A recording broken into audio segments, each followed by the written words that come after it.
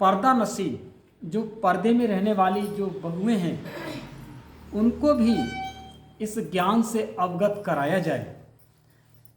सबसे बड़ी कृपा तो ये हुई है कि आप जो भी हमारी बहुएं माता बहनें हैं, जिन्होंने अपनी माँ को ईश्वरीय विश्वविद्यालय में प्रतिदिन की मुरली क्लास में भेजने का जो सहयोग प्रदान किया है, तो सहयोगी एक न एक दिन योगी बन जाते हैं।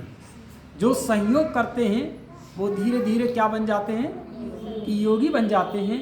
तो आप भी जो आज बहुएं हैं, वो कल भी सहयोगी बन करके इस सृष्टि के सृजन में आपका एक बहुत बड़ी अहम भूमिका है, और ये भूमिका बहुत बड़ा रंग लाएगी। यह कहते हुए, क्योंकि आप लोगों के प्रतिदिन जो माँ जी आप लोगों को जा कर के सुनाती हैं, और आप उन शब्दों को आप अपने जीवन में धारण करती हो। आपने अपनी माता जी से यहाँ आने से जो कुछ भी आप सीख रहे हैं, वो आपके जीवन में एक एक बूंद क्या तुम्हारे अंदर जा रही है, और आप धीरे धीरे, ये हमारा जो ब्रह्मांड है वो एक कलश है। आप लोग भागवत में देखते हैं ना, बहुत सारी माताएं बहनें कलश उठाती हैं, और कलश उठा करके गंगा से जल भर के लाती हैं, और वो पूरा वहाँ पर लगाया जाता है, मंच पर सजाया जाता है। तो ये आपका कलश है, वो मिट्टी का कलश है। उस मिट्टी के कलश को वहाँ रख देते हैं। आपका कलश यहाँ है। प्रतिदिन की एक एक बूंद से आप अपने इस ब्रह्मांड, माना ये मस्तिष्क हमारा अपना ब्रह्मांड है, इस ब्रह्मांड में आप ज्ञान की एक एक बूंद आप अपनी माता जी से सुनती हो। आ नहीं पाती हो, सहयोगी बनी हो, लेकिन फिर भी ज्ञान के दो शब्द आप सुनकर के यहाँ डालती हो, तो एक न एक दिन ये हमारा कलश ये भर जाएगा, और ये कलश ज्ञान की एक शांति की बूंद से भरेगा। और शांति की बूंद से जब हमारा कलश भर जाता है, तो मैं स्वयं शांति की देवी हो जाती हूँ। और मेरे इस शांति के शब्दों से, शांति के वाइब्रेशन से, और आप जो भोजन को बनाती हो, उसमें इसकी बहुत बड़ी भूमिका है। आपको भले ही न मालूम हो, लेकिन आज आपको मैं इस चीज़ को अवगत करा दूं कि आपके इन हाथों के कर्मों में वो शक्ति है जो इस जहां को तो क्या, घर को तो क्या, जहां को बदल सकती है, इस संसार को बदल सकती है। वो संस्कार से संसार बना सकती है। आपके अंदर की एक एक ज्ञान की बूंद जो आपके संस्कार को बदलेगी। आप अपनी रसोई पर हमेशा लिखें कि मैं इष्ट देवी हूँ। आपके एक संकल्प लेते ही, आप जैसे ही रसोई में घुसेंगे, आपके मनोवृत्तियाँ चेंज हो जाएंगी। आपकी मनोवृत्तियाँ चेंज होगी। भले ही देखिए, ये कर्म क्षेत्र है, इस कर्म क्षेत्र में अप डाउन स्थिति होती रहती है, और घरों में, माहौल में कुछ न कुछ उथल पुथल चलती रहती है, जिससे मन की स्थिति गिर जाती है, उठती है, गिरती है। कभी एक दूसरे को क्रोध भी आ जाता है, कभी किसी को किसी बात से गुस्सा भी हो जाते हैं, लेकिन आपके मन के अंदर ये गुस्सा हमेशा बनी रहती है। और जैसे ही आप रसोई में घुसेंगी, और आपकी रसोई पर अगर लिखा हुआ है कि मैं इष्ट देवी हूँ, मैं शांति की देवी हूँ, तो जैसे ही ये शब्द आपके अंदर जाएगा, तो जो आपके अंदर जो बैठा हुआ जो क्रोध, या किसी के प्रति नफरत, या किसी के प्रति द्वेष भावना जो अंदर बैठी है, और एक संकल्प जैसे ही आपके अंदर आएगा, मैं शांति की देवी हूँ, मैं इष्ट देवी हूँ, तो आपका ये संकल्प आपके अंदर चल रही हलचल को निकाल देगा।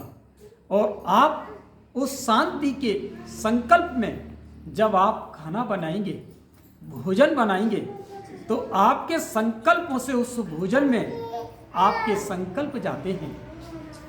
आपको मालूम नहीं आप क्या सोच रहे हैं, आप क्या सोच रहे हैं, और जो सोचना है वो आपके भोजन में मिक्स हो रहा है।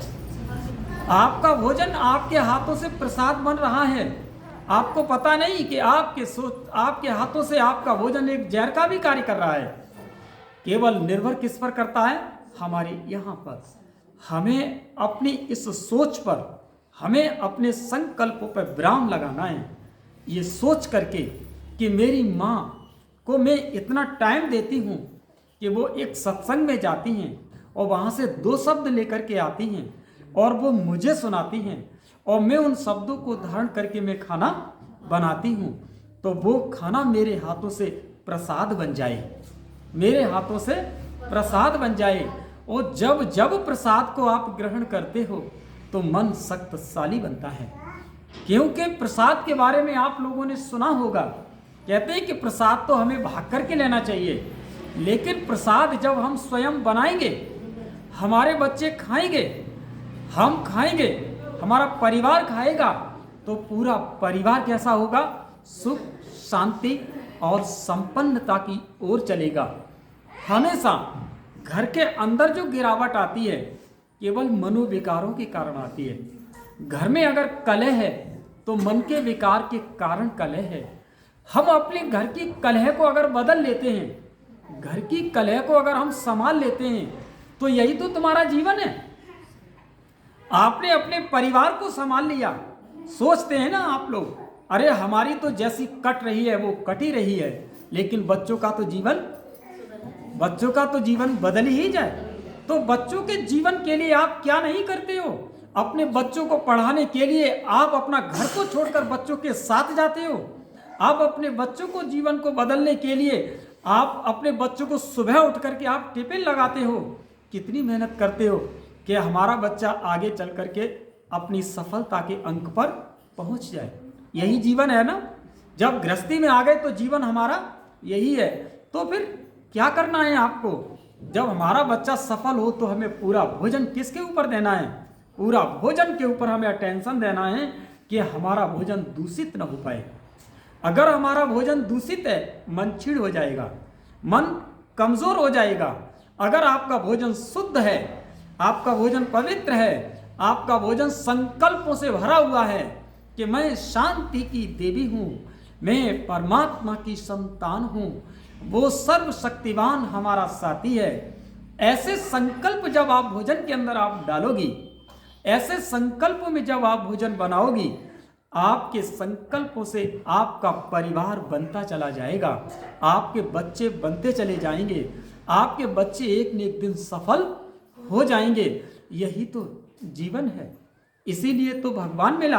अंत में तभी तो कहोगी कि मुझे भगवान मिला तो सब कुछ मिला। अरे भगवान आया धरती पर और हमने अपना घर सफल नहीं कर पाया तो भगवान कहाँ मिला। एक को स्वप्न हुआ और स्वप्न में आकर के भगवान ने कहा कि तुम्हें ये काम कर लेना है और तुमने उस काम को किया ही नहीं, तो फिर तुम्हें कौन मिला, कोई नहीं मिला। और उसने आकर के कहा और तुमने किया और कर लिया, तो क्या कहेंगे आप, मुझे भगवान मिला। तो हमें भगवान मिला होने का सबूत देना है। आपके साथ आपकी माँ, आपका परिवार आपका सहयोगी है और सबसे बड़ा सहयोगी हमारा बाबा है, सबसे बड़ा सहयोगी हमारा बाबा है और आपका परिवार आपके साथ है। फिर तुम्हें किसी भी प्रकार की न कहीं कमी कमजोरी महसूस नहीं करनी है। आप केवल अपने मन को शक्तिशाली बनाए चलें, अपने मन को पावरफुल बनाए चलें और इस प्रतिदिन भगवान जो हम बच्चों को दे रहा है उसे अपने जीवन में धारण करते चलें। इस भावना से आप अपने जीवन को तैयार करें। आपका मन ये क्या है, एक फ्लैट है, एक खेत है। ये खेत में क्या करते हैं आप, तैयारी करते हैं ना, तो इसमें तैयारी करनी है आपको।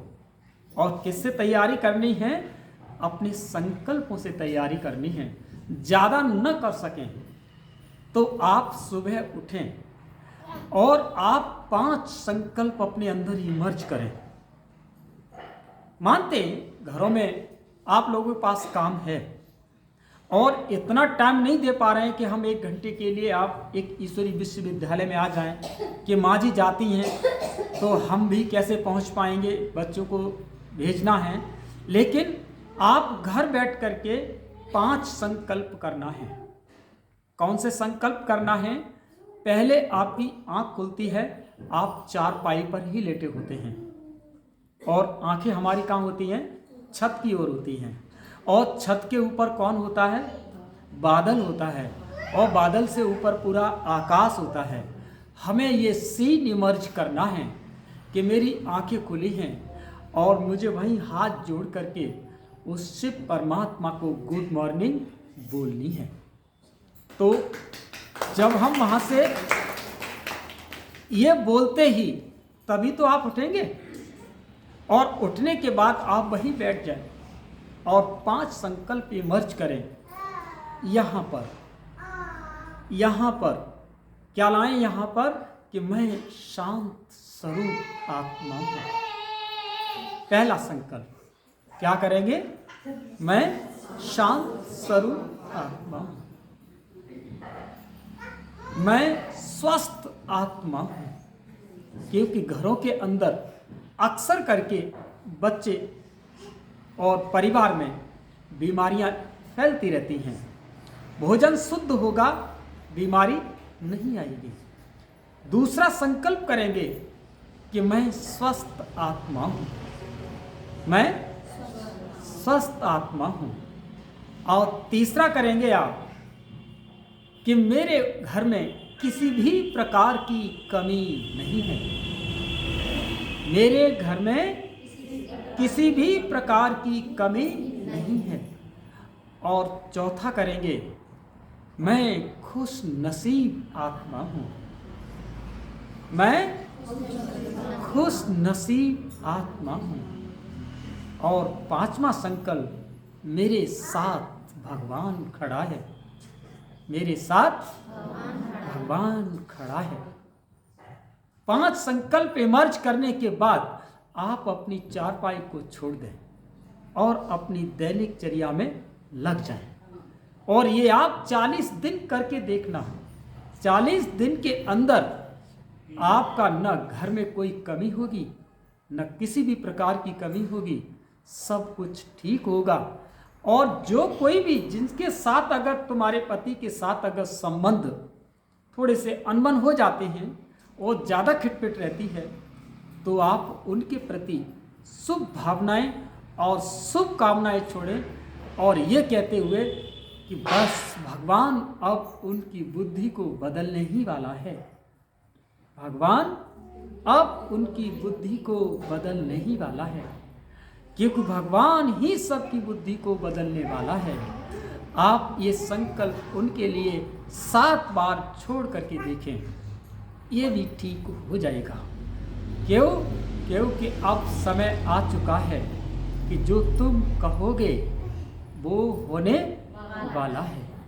क्योंकि परमात्मा पिता हम बच्चों को वो शक्तियां दे चुका है और उसने कहा इन शक्तियों को यूज करो, बुद्धि में नहीं रखनी है, इसे बाहर करो और उनका रिजल्ट पाओ।